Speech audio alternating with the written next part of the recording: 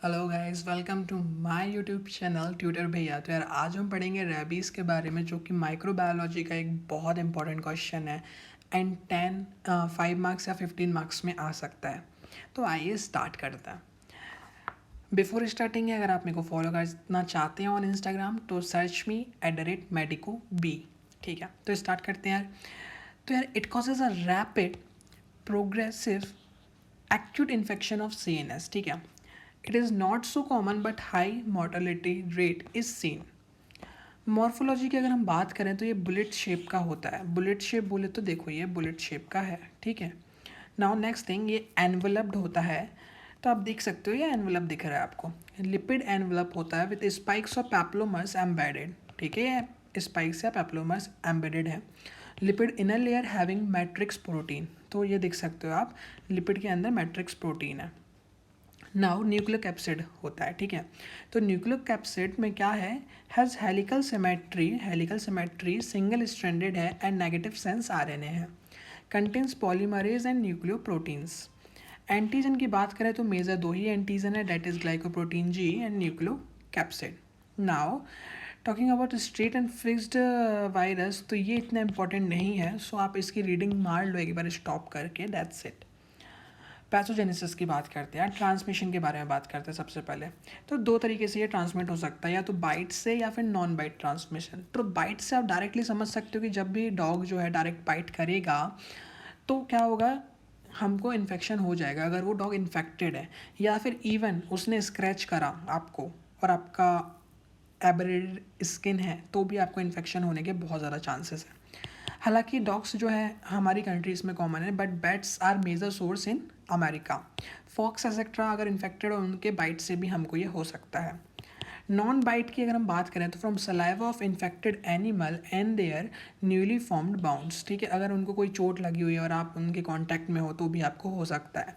Inhalation of the aerosols containing virus, cornea of other transplantation. ठीक है, organ transplantation, sorry.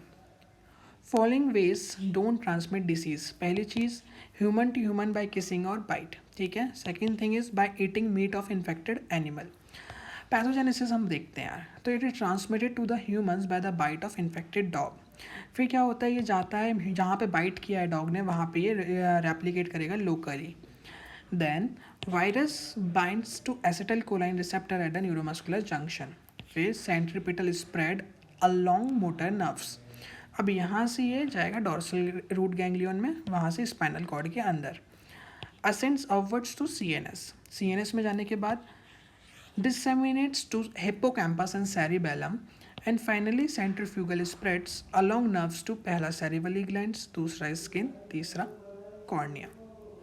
तो आप समझ चुके होंगे पैथोजेनेसिस क्या है, ये बस बना देना काफ़ी है, बहुत इंपॉर्टेंट भी है ये पर। क्लिनिकल मैनिफेस्टेशंस की अगर मैं बात करूँ तो इंक्यूबेशन पीरियड इसका 20 to 90 डेज़ का होता है। एंड ये जो है एक्चुअली 20 to 90 डेज़ क्यों इतना वेरिएशन है, मान लो एक बच्चा है, ठीक है, छोटा सा, अब उसको अगर डॉग ने काटा तो बहुत जल्दी इसकी स्पाइनल कॉर्ड तक बात चली जाएगी, बट वहीं पे अगर बहुत बड़ा कोई मेल है 6 फीट का, उसके अगर लोअर लिम्ब में काटो तो स्पाइनल कॉर्ड तक जाने में टाइम लगेगा, इसलिए ये वराई करता है।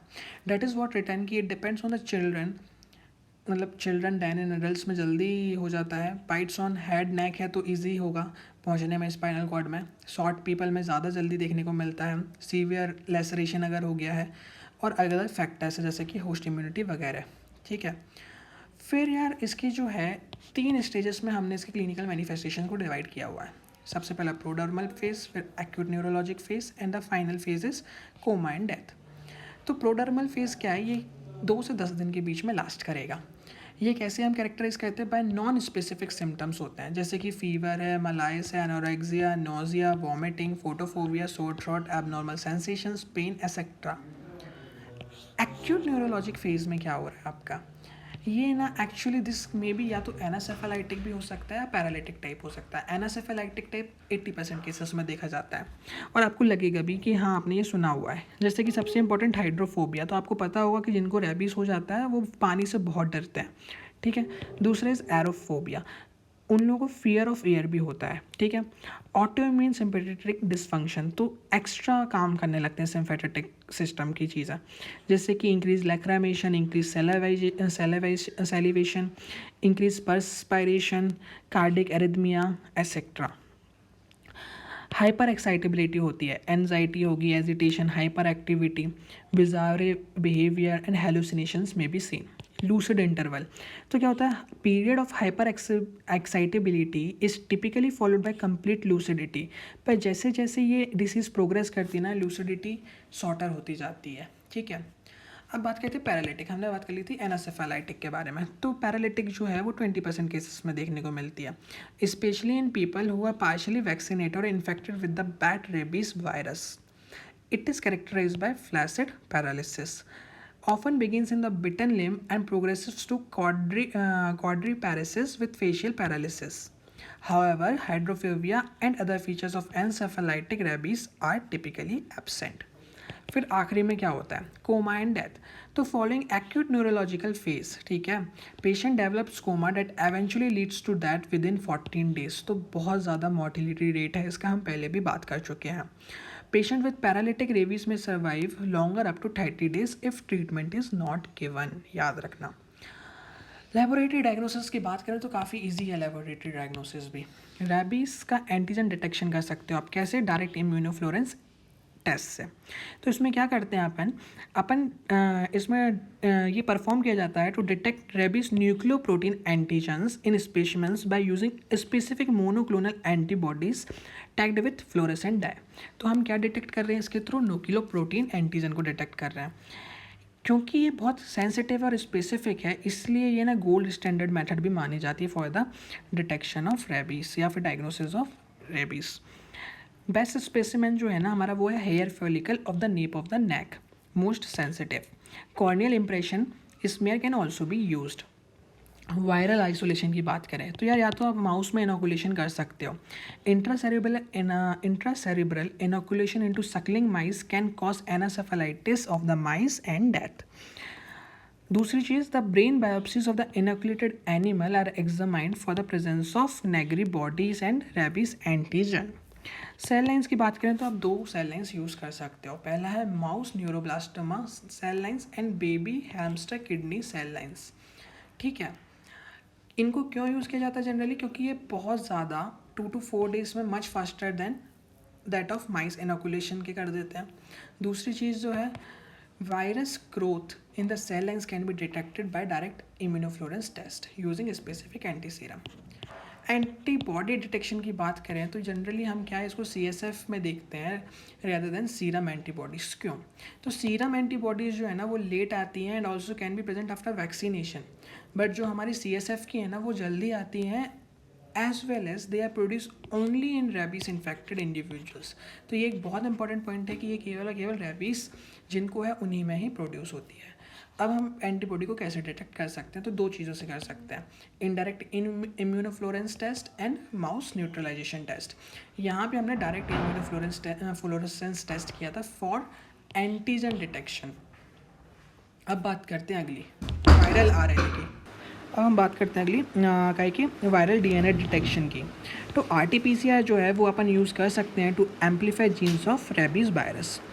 अब अगली चीज़ आती है हमारी कि नेगरी बॉडी डिटेक्शन के बारे में। तो यार ये जो है हमारी, it is useful to confirm postmortem diagnosis of the rabies, ठीक है।